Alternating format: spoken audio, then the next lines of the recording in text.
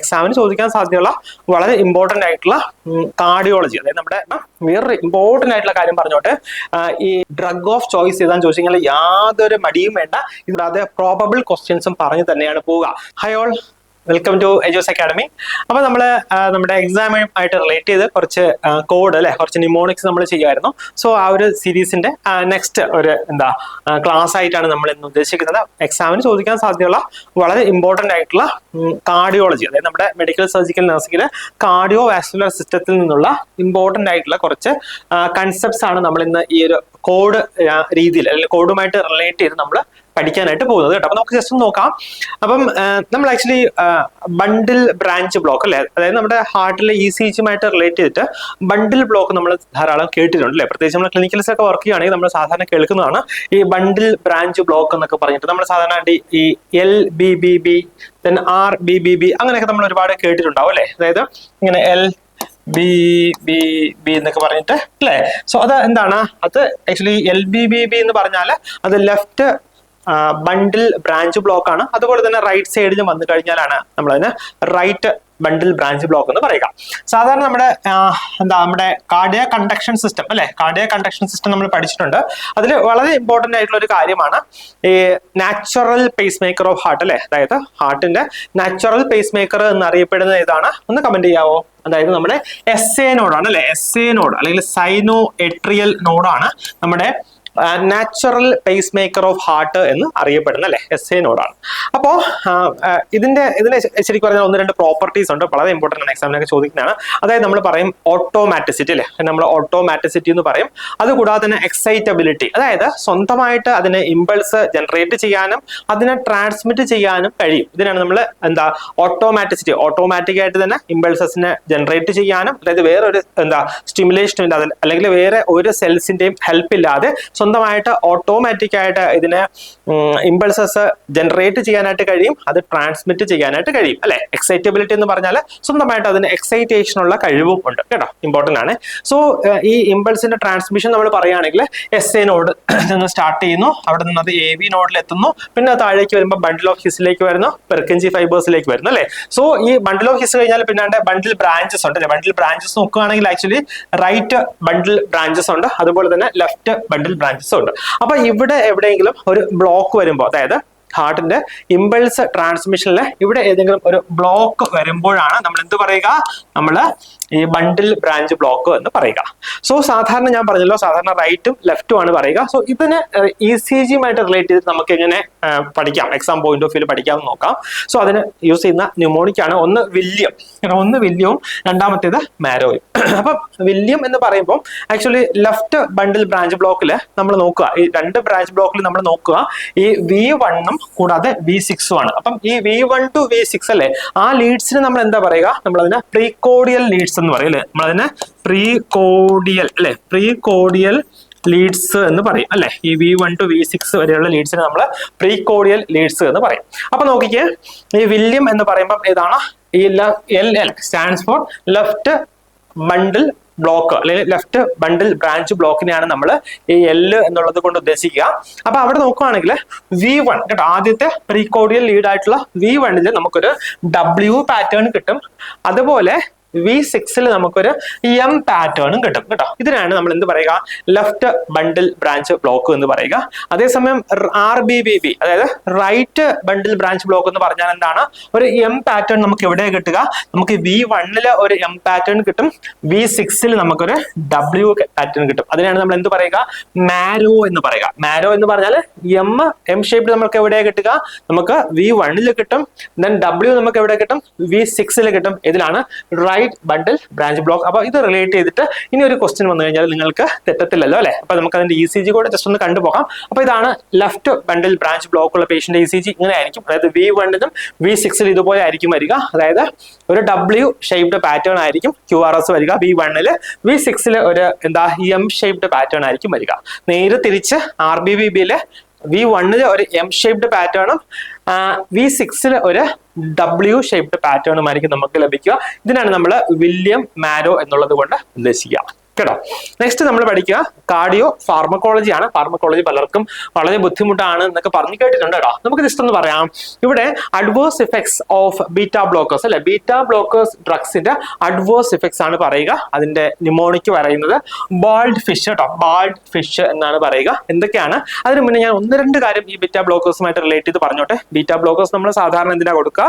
നമ്മുടെ cardiac work load കുറയ്ക്കാൻ വേണ്ടിയാണ് നമ്മൾ ബീറ്റ ബ്ലോക്കേഴ്സ് കൊടുക്കുക അല്ലെ. ഹാർട്ടിന്റെ വർക്ക് ലോഡ് കുറയ്ക്കാനായിട്ടാണ് നമ്മൾ ഈ ബീറ്റ ബ്ലോക്കേഴ്സ് കൊടുക്കുക. എക്സാമ്പിൾ നമുക്ക് അറിയാം അല്ലെ, the drugs that will end in lol അല്ലെ, ലോളിൽ എൻഡ് ചെയ്യുന്ന ഡ്രഗ്സ് ഒക്കെ ബീറ്റ ബ്ലോക്കേഴ്സ് ആണ്. അറ്റനലോൾ, പ്രൊപ്രാനലോൾ, മെറ്റോപ്രലോൾ, ഇതെല്ലാം ബീറ്റ ബ്ലോക്കേഴ്സ് ആണ്. അപ്പൊ ഇത് ആക്ട് ചെയ്യുന്നത് എവിടെയാണ്? നമ്മുടെ ബോഡിയിലെ ബീറ്റ റിസപ്റ്റേഴ്സിലാണ് അല്ലെ, ബീറ്റ റിസപ്റ്റേഴ്സിലാണ് ഈ ഡ്രഗ്സ് ആക്ട് ചെയ്യുക അല്ലെ, ബീറ്റ റിസപ്റ്റേഴ്സ്. അപ്പോൾ ബീറ്റ റിസപ്റ്റേഴ്സ് ഏതൊക്കെ ടൈപ്പിലാണ് വരിക? അതായത് നമുക്ക് പ്രഡോമിനന്റ്ലി നമുക്ക് β1 റിസപ്റ്റേഴ്സ് ഉണ്ട്, പിന്നെ നമുക്ക് β2 റിസപ്റ്റേഴ്സ് ഉണ്ട് അല്ലെ. സോ ഈ β1 റിസപ്റ്റേഴ്സ് എന്ന് പറയുന്നത് അത് ഹൈലി കാർഡിയോ സ്പെസിഫിക് ആണ് കേട്ടോ. അത് സാധാരണ ഹാർട്ടിലാണ് കൂടുതലായിട്ട് കാണുക. ഏതാ? β1 റിസപ്റ്റേഴ്സ്. അതേസമയം β2 റിസപ്റ്റേഴ്സ് ആണെങ്കിൽ അത് നമ്മുടെ ബ്ലഡ് വെസൽസിലും നമ്മുടെ ബ്രോങ്കിയൽ സ്മൂത്ത് മസിൽസ്, അതായത് നമ്മുടെ റെസ്പിറേറ്ററി ട്രാക്റ്റിലുമായിട്ട് ആണ് കൂടുതലും β2 റിസപ്റ്റേഴ്സ് കാണുക. മനസ്സിലാവുന്നുണ്ടല്ലോ? അപ്പൊ ഈ ബീറ്റ ബ്ലോക്കേഴ്സ് അല്ലെ, ബീറ്റ ബ്ലോക്കേഴ്സ് എന്താ ചെയ്യുക? നമ്മുടെ ബോഡിയിലെ ബീറ്റ റിസപ്റ്റേഴ്സിനെയാണ് ബ്ലോക്ക് ചെയ്യുക.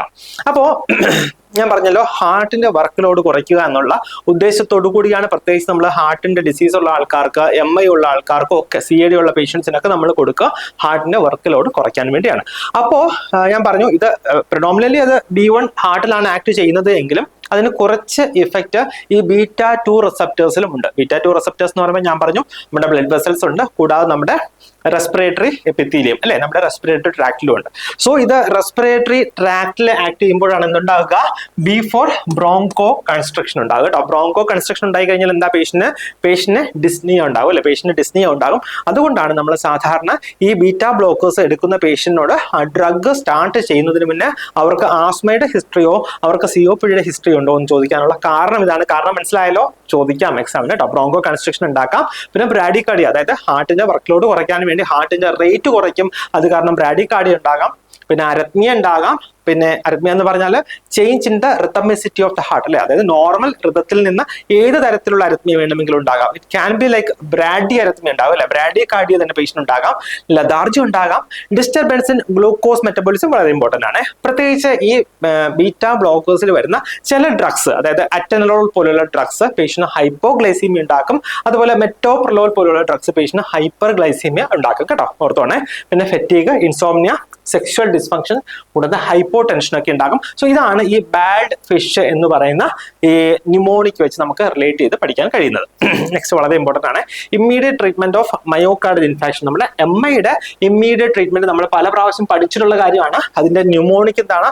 മോണ അല്ലെ, മോണ. ആക്ച്വലി എന്നോടൊരു എനിക്ക് തോന്നുന്നു DHSന്റെ ഒരു ഇന്റർവ്യൂവിന് ചോദിച്ചതാണ് ഈ മോണ മാത്രമല്ല ചോദിച്ചത് അവിടെ, ആക്ച്വലി സ്പെസിഫിക് ടു ഡോസേജ് കേട്ടോ, ഡോസേജ് വരെ കൃത്യമായിട്ട് ചോദിച്ചിരുന്നു. അപ്പം ഈ കാര്യങ്ങൾ നിങ്ങൾ പഠിക്കുക എക്സാമിന്. ഇത് കൂടാതെ തന്നെ DHSനൊക്കെ സാധാരണ ഇന്റർവ്യൂ ഉണ്ടാകാറുണ്ട്. സോ ആ ഇന്റർവ്യൂവിൽ നമുക്ക് ഇത് വളരെയധികം ഹെൽപ്ഫുൾ ആയിരിക്കും. സോ മോർഫിൻ എന്ന് പറയുമ്പോൾ നമ്മൾ സാധാരണ മോർഫിൻ എന്തിനാ കൊടുക്കുക? ഒന്നാമത്തെ കാര്യം ഹാർട്ടിന്റെ വർക്ക് ലോഡ് കുറയ്ക്കുക കേട്ടോ. ഇത് ആക്ച്വലി എന്താ, ഒരു നാർക്കോട്ടിക് അനാൽജസിക് ആണ്. അപ്പൊ നമ്മുടെ ഹാർട്ടിന്റെ വർക്ക് ലോഡ് കുറയ്ക്കും. അതുകൂടാതെ കൊറോണറി വാസോ ഡയലേഷൻ ഉണ്ടാക്കും കേട്ടോ. അതുകൊണ്ടാണ് നമ്മൾ മോർഫിൻ കൊടുക്കുക. ലോഡിംഗ് ഡോസ് പറയുന്ന 4 to 8 കേട്ടോ, 4 to 8 മില്ലിഗ്രാം ആണ് ലോഡിംഗ് ഡോസ് പറയുക. അതിനുശേഷം നമ്മൾ മെയിൻ്റനൻസ് ഡോസ് എന്ന് പറഞ്ഞാൽ 2 to 4 മില്ലിഗ്രാം ആണ് അതിന്റെ മെയിൻ്റനൻസ് ഡോസ് വരിക കേട്ടോ, മോർഫിൻ ഓർക്കുക. നെക്സ്റ്റ് ഓക്സിജൻ പറയുന്നത് depending on the patients oxygen status അല്ലെ, പേഷ്യന്റിന്റെ SpO2 നോക്കിയിട്ടാണ് നമ്മൾ സാധാരണ ഓക്സിജൻ കൊടുക്കുക. നെക്സ്റ്റ് NTG അല്ലെ, നൈട്രോഗ്ലിസറിൻ എല്ലാവർക്കും അറിയാം, വളരെ ഇമ്പോർട്ടന്റ് ആയിട്ടുള്ള ഡ്രഗ് ആണ്. നമ്മൾ സാധാരണ സബ്ലിംഗ്വൽ അല്ലെ, സബ്ലിംഗ്വൽ നൈട്രോഗ്ലിസറിൻ ആണ് കൊടുക്കുക. എങ്ങനെയാണ്? 5 minutes എപ്പാർട്ട് അല്ലെ, 5 മിനിറ്റ് ഇടവിട്ട് നമുക്ക് 3 പ്രാവശ്യം പേഷ്യന്റിന് നൈട്രോഗ്ലിസറിൻ കൊടുക്കാം. എന്താണ് ഇതിന്റെ ആക്ഷൻ? ഇതും ഒരു കൊറോണറി വാസോ ഡയലേറ്റർ ആണ് നൈട്രോഗ്ലിസറിൻ എന്ന് പറയുന്നത്. നൈട്രോഗ്ലിസറിൻ കൊടുക്കുമ്പോൾ എന്താ ശ്രദ്ധിക്കേണ്ടത്? പേഷ്യന്റിന് സാധാരണ ഫ്ലഷിംഗ് ഉണ്ടാവും അല്ലെ, അതായത് ഈ വാസോ ഡയലേഷൻ ഉണ്ടാകുന്നതുകൊണ്ട് തന്നെ ഫ്ലഷിംഗ് ഉണ്ടാവും, കൂടാതെ പേഷ്യന്റ് ഹെഡ് ഏക്കും ഒക്കെ ഉണ്ടാകും. സോ ഈ കാര്യങ്ങൾ മോണിറ്റർ ചെയ്യാനായിട്ട് നമ്മൾ പേഷ്യന്റിനോട് പറയണം. Last one A stands for ഏതാണ്? Acetyl salicylic acid. എന്താണ് സംഗതി? നമ്മൾ സാധാരണ പറയുന്ന ആസ്പിരിൻ അല്ലെ, ആസ്പിരിൻ ആണ് എന്താ അസറ്റൈൽ സാലിസിലിക് ആസിഡ് എന്ന് പറയുന്നത്. സോ ആസ്പിരിനും ഒരു ഇമ്പോർട്ടന്റ് ആയിട്ടുള്ള ഡ്രഗ് ആണ്. ഇതിന്റെ ഡോസേജ് വരുന്നത് 175 അല്ലെ, 175 to 325 കേട്ടോ, 175 to 325 മില്ലിഗ്രാം ആണ് ഈ ആസ്പിരിന്റെ ലോഡിംഗ് ഡോസ് വരുന്നത് കേട്ടോ. അപ്പൊ ഇത്രയും കാര്യങ്ങൾ ഓർക്കുക. ഇമ്മീഡിയറ്റ് ട്രീറ്റ്മെന്റ് ഓഫ് MI എന്ന് പറഞ്ഞാൽ മോണയാണെന്ന് ഓർക്കുക. നെക്സ്റ്റ് അരത്മിയയിൽ നിന്നുള്ളതാണ്, ഇമ്പോർട്ടന്റ് ആണ്, ചോദിക്കാം കേട്ടോ. വെൻട്രിക്കുലർ ടക്കികാർഡിയയുടെ ട്രീറ്റ്മെന്റ്, അതിന്റെ ന്യൂമോണിക് അല്ലെങ്കിൽ കോഡ് പറയുന്നത് ലാംപ് ആണ് കേട്ടോ. ലാംപ് എന്ന് പറഞ്ഞാൽ എന്താണ്? ഒന്ന് L stands for lidocaine, A stands for amiodarone, M stands for magnesium and B stands for beta blockers. Suppose നിങ്ങളോട് ചോദിക്കുകയാണ് drug of choice in case of ventricular tachycardia എന്ന് ചോദിച്ചു കഴിഞ്ഞാൽ option this one is the correct answer കേട്ടോ. amiodarone ആണ് correct answer ആയിട്ട് വരിക. Starting dose നമ്മൾ പറയുന്നത് 300 മില്ലിഗ്രാം കേട്ടോ, 300 മില്ലിഗ്രാം ആണ് പറയുക. മെയിൻ്റെനൻസ് ഡോസ് ആയിട്ട് നമ്മൾ 150 മില്ലിഗ്രാം പറയും. അതുകൂടാതെ ഈ പറഞ്ഞിട്ടുള്ള എല്ലാ ഡ്രഗ്സും ലിഡോക്കെയിനും മെഗ്നീഷ്യം ബീറ്റാ ബ്ലോക്കേഴ്സും ഒക്കെ നമ്മൾ വെൻട്രിക്കുലർ ടക്കികാർഡിയ ട്രീറ്റ്മെന്റ് യൂസ് ചെയ്യുന്നതാണ്. വേറൊരു ഇമ്പോർട്ടന്റ് ആയിട്ടുള്ള കാര്യം പറഞ്ഞോട്ടെ, ഈ ഡീഫിബ്രിലേറ്റർ അല്ലെ, ഡീഫിബ്രിലേഷൻ നമ്മൾ പഠിച്ചിട്ടുണ്ട് അല്ലെ, ഡീഫിബ്രിലേഷൻ. സോ ഈ ഡീഫിബ്രിലേഷന്റെ ഇൻഡിക്കേഷൻ എന്താണ്? ഏതൊക്കെ കേസിലാണ് നമ്മൾ ഡീഫിബ്രിലേഷൻ കൊടുക്കുക? അതായത് പൾസ്ലെസ് VT കേട്ടോ, പൾസ്ലെസ് VTയും VFും, അതായത് പൾസ്ലെസ് വെൻട്രിക്കുലർ ടക്കികാർഡിയയും വെൻട്രിക്കുലർ ഫിബ്രിലേഷനും കേട്ടോ. ഈ രണ്ട് കേസിലുമാണ് നമ്മൾ എന്ത് കൊടുക്കുക? നമ്മൾ ഡീഫിബ്രിലേഷൻ കൊടുക്കുക. അപ്പൊ അതുകൂടെ ഓർത്തിരിക്കുക, ചോദിക്കാറുണ്ട്, വളരെ ഇമ്പോർട്ടന്റ് ആണ്. നമ്മൾ നെക്സ്റ്റ് കാണുന്നത് വേറൊരു അരിത്മിയാണ്, അതായത് സുപ്രാ വെൻട്രിക്കുലർ ടക്കികാർഡിയ കേട്ടോ. സോ അതിന്റെ മാനേജ്മെന്റ് അല്ലെങ്കിൽ അതിന്റെ ട്രീറ്റ്മെന്റുമായിട്ട് റിലേറ്റ് ചെയ്തിട്ടുള്ള ന്യൂമോണിക് ആണ് അല്ലെങ്കിൽ കോഡാണ് ABCDE എന്ന് പറയും കേട്ടോ. ഇമ്പോർട്ടന്റ് ആണ് ABCDE. അപ്പൊ A stands for adenosine, B stands for beta blockers, then C for calcium channel blockers, D for digoxin and E for excitation. നമുക്ക് ജസ്റ്റ് ഒന്ന് നോക്കാം. ഇനി ഇവിടെ ചോദിക്കുകയാണ്, നിങ്ങളുടെ എക്സാമിന് ചോദിക്കുകയാണ്, what is a drug of choice in case of supraventricular tachycardia കേട്ടോ, SVT നമ്മൾ പറയും അല്ലേ, SVT. supraventricular tachycardia drug of choice ഏതാന്ന് ചോദിച്ചു കഴിഞ്ഞാൽ യാതൊരു മടിയും വേണ്ട, ഇത് തന്നെയാണ് കറക്റ്റ് ആൻസർ. അഡിനോസിൻ ആണ് drug of choice in case of supraventricular tachycardia, important ആണ്. പിന്നെ ബീറ്റാ ബ്ലോക്കേഴ്സ് നമ്മൾ പറഞ്ഞല്ലോ. കാൽഷ്യം ചാനൽ ബ്ലോക്കേഴ്സ് അറിയാവോ എന്താണ്? അതിന്റെ എക്സാമ്പിൾ എന്താണ്? അംലോഡിപ്പിൻ അല്ലെ, അംലോഡിപ്പിൻ ആണ് കാൽഷ്യം ചാനൽ ബ്ലോക്കേഴ്സിന്റെ വളരെ ഇമ്പോർട്ടന്റ് ആയിട്ടുള്ള എക്സാമ്പിൾ ആയിട്ട് വരിക. ലോങ് ടേം ആയിട്ട് പേഷ്യൻസ് എടുക്കുമ്പോൾ അവർക്ക് പിഡൽ എഡിമയൊക്കെ ഉണ്ടാകാറുണ്ട്, ഇമ്പോർട്ടന്റ് ആണ്, ചോദിക്കാം. പിഡൽ എഡിമ ഉണ്ടെങ്കിൽ നമ്മൾ സാധാരണ ഡ്രഗ് ചേഞ്ച് ചെയ്ത് കൊടുക്കുകയാണ് ചെയ്യുക. നെക്സ്റ്റ് വൺ ഇസ് ഡിജോക്സിൻ, വളരെ ഇമ്പോർട്ടന്റ് ആണ്. ഡിജോക്സിന്റെ തെറാപ്യൂട്ടിക് ഡോസേജ് നിങ്ങൾ പഠിച്ചോളാം, തെറാപ്യൂട്ടിക് ലെവൽ പഠിച്ചോളാം, ഇമ്പോർട്ടന്റ് ആണ്. അതുകൂടാതെ തന്നെ ഡിജോക്സിന്റെ ആന്റിഡോട്ട് എന്താണ്? ഡിജിബൈൻഡ് അല്ലെ, ഡിജിബൈൻഡ് അല്ലെങ്കിൽ ഡിജോക്സിൻ ഇമ്മ്യൂൺ ഫാബ്, ഡിജിബൈൻഡ് അല്ലെങ്കിൽ ഡിജോക്സിൻ ഇമ്മ്യൂൺ ഫാബ് ആണ് ഡിജോക്സിന്റെ ആന്റിഡോട്ട് ആയിട്ട് വരുന്നത്. ഡിജോക്സിന്റെ തെറാപ്യൂട്ടിക് ലെവൽ എന്ന് പറയുന്നത് എത്രയാണ്? 0.82 നാനോഗ്രാം പെർ ml അല്ലെ, 0.82 നാനോഗ്രാം പെർ ml ആണ് ഡിജോക്സിന്റെ തെറാപ്യൂട്ടിക് ലെവലായിട്ട് വരുന്നത്, ഇമ്പോർട്ടന്റ് ആണ്, ചോദിക്കാം. Next last one E stands for excitation അല്ലെ, E എന്ന് പറഞ്ഞാൽ എക്സൈറ്റേഷൻ ആണ്, അതായത് വേഗൽ നെർവ് സ്റ്റിമുലേഷൻ നമ്മൾ സാധാരണ SVTയുടെ മാനേജ്മെന്റിൽ യൂസ് ചെയ്യാറുണ്ട്. അപ്പം ഈ ABCDE കൂടെ ഓർത്തിരിക്കുക. ഇവിടെ നിന്ന് ധാരാളം ക്വസ്റ്റ്യൻസ് ചോദിക്കുന്ന ഏരിയ ആണ്, ധാരാളം ക്വസ്റ്റ്യൻസ് ചോദിച്ചിട്ടുള്ളതാണ്. അപ്പൊ ഈ രീതിയിൽ പഠിക്കുക. ഇനി ഇതിന്റെ ബാക്കിയുള്ള സെഷൻസ് നമ്മൾ ഇനി വരുന്ന ദിവസങ്ങളിൽ വീഡിയോ ആയിട്ട് ചെയ്യുന്നതായിരിക്കും. അപ്പോൾ നമ്മുടെ എക്സാമിന് അധികം ദിവസം നിങ്ങൾക്ക് അറിയാമായിരിക്കും. എല്ലാവരും നന്നായിട്ട് പഠിക്കുക. നമ്മുടെ എജൂസ് അക്കാഡമിയിലെ previous year question discussion batch നമ്മൾ സ്റ്റാർട്ട് ചെയ്തിട്ടുണ്ട്. അതുകൂടാതെ റിവിഷൻ ബാച്ചും സ്റ്റാർട്ട് ചെയ്തിട്ടുണ്ട്. നിങ്ങൾക്ക് ഇതിന്റെയൊക്കെ പ്രാധാന്യം അറിയാമെന്ന് ഞാൻ വിശ്വസിക്കുന്നു. അതായത് റിവിഷൻ ബാച്ച് എന്ന് പറയുമ്പോൾ നമ്മുടെ സിലബസ് കവർ ചെയ്തിട്ടുള്ള റിവിഷൻസ് ആണ് വരിക. അതുകൂടാതെ അവിടെ പ്രോബബിൾ ആയിട്ടുള്ള ക്വസ്റ്റ്യൻസും നമ്മൾ ഡിസ്കസ് ചെയ്യുന്നു. ഇത് ലൈവായിട്ട് തന്നെയാണ് നമ്മൾ ചെയ്യുക. നെക്സ്റ്റ് വരുന്നത് previous year question discussion batch, അത് സെപ്പറേറ്റ് ഒരു ബാച്ച് ആയിട്ട് തന്നെയാണ് നമ്മൾ ചെയ്യുക. അതായത് പ്രീവിയസ് ഇയർ, അതായത് ഇതിന് മുന്നേ ചോദിച്ചിട്ടുള്ള എക്സാംസിന്റെ ക്വസ്റ്റ്യൻസ് വളരെ ഡീറ്റെയിൽ ആയിട്ട് അനലൈസ് ചെയ്തിട്ടാണ് നമ്മൾ അവിടെ പഠിക്കുക. അതായത് അവിടെ ക്വസ്റ്റ്യൻസും ആൻസേഴ്സും മാത്രം പറഞ്ഞു പോവുകയല്ല, ക്വസ്റ്റ്യൻസ് പറയുന്നുണ്ട്, ആൻസേഴ്സ് പറയുന്നുണ്ട്, അതിന്റെ റാഷണൽ പറയുന്നുണ്ട്, ബാക്കിയുള്ള ഓപ്ഷൻസിന് നമ്മൾ അനലൈസ് ചെയ്യുന്നുണ്ട്. കൂടാതെ പ്രോബബിൾ ക്വസ്റ്റ്യൻസും പറഞ്ഞു തന്നെയാണ് പോവുക. നിങ്ങൾക്ക് ക്വസ്റ്റ്യൻസ് നോക്കിക്കഴിഞ്ഞാൽ അറിയാം, സെയിം ക്വസ്റ്റ്യൻസ് തന്നെ അങ്ങ് റിപ്പീറ്റ് ചെയ്ത് വരുന്നത് വളരെ കുറവാണ്. പക്ഷെ സെയിം ഏരിയയിൽ നിന്ന് വീണ്ടും ക്വസ്റ്റ്യൻസ് റിപ്പീറ്റ് ചെയ്ത് വരാറുണ്ട് അല്ലേ. സോ ഈ ഒരു രീതിയിൽ നിങ്ങൾ പഠിക്കുകയാണെങ്കിൽ ഉറപ്പായിട്ട് നിങ്ങൾക്ക് DMയിൽ നല്ല റാങ്ക് മേടിക്കാൻ കഴിയും. കൂടാതെ നിങ്ങൾക്ക് ജോലിയും ലഭിക്കാനായിട്ട് കഴിയും. അപ്പൊ നിങ്ങൾ നന്നായിട്ട് പഠിക്കുക. ബാക്കിയുള്ള വീഡിയോസ് നമുക്ക് വരുന്ന ക്ലാസ്സുകളിൽ ഡിസ്കസ് ചെയ്യാം. അപ്പം എല്ലാവർക്കും bye bye and take care.